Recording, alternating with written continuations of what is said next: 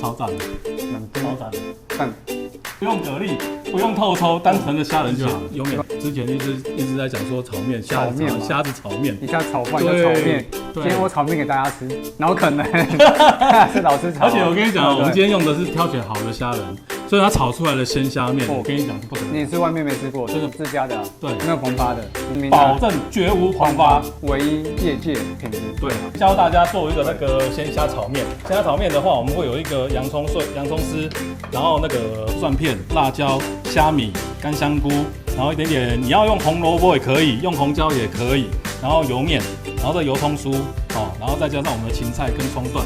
那最重要的来了，我们的虾仁，灵魂主角，就是我们的虾仁。然后我们先教大家调一个酱汁啦，好不好？素蚝油，我是都用这一种的，然后1匙、2匙、3匙，大概4匙，然后桂林的部分哈，大概就是1匙，1匙。然后还有再就是水大概就是3匙，香油1匙。这是那个炒面的基底，对，这是炒面的基底。然后油热了之后哈，我们就可以这样，干香菇跟虾米先下去爆。因为香菇要让它爆到香气的话，要让它整个这样子金黄色，它要一点点时间，所以我都会这个2样都，我虾米跟那个香菇，干香菇那一边的我都先下去，下了之后，像现在这样有没有金黄色的时候，我就会下那个蒜片跟辣椒。然后接下来我们就把它推到旁边，这边的地方我们来干嘛？煸虾子，煸虾了，大概7、8分熟就好了哦，不用太久，因为我等一下还要再下去烩。好，来，我们先把它上来，香油，然后这时候我们就要炒什么？炒洋葱丝，对，让它软化，金黄色软化就好。那油葱酥就可以下，然后酱汁就可以下去，然后面的部分也可以下去，就是外面买得到的。对，然后水的部分我们再加半碗水。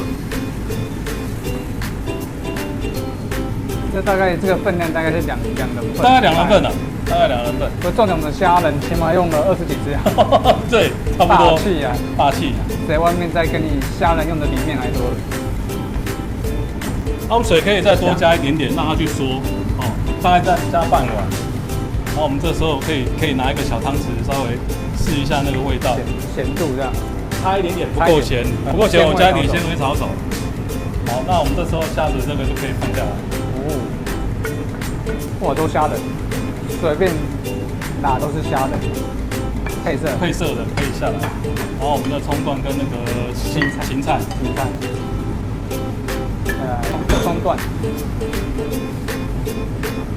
色香味俱，然后继续让它缩一下，然后当它汤汁就整个这样子缩掉，缩在我们的面跟我们的材料上面。好，这样就可以了。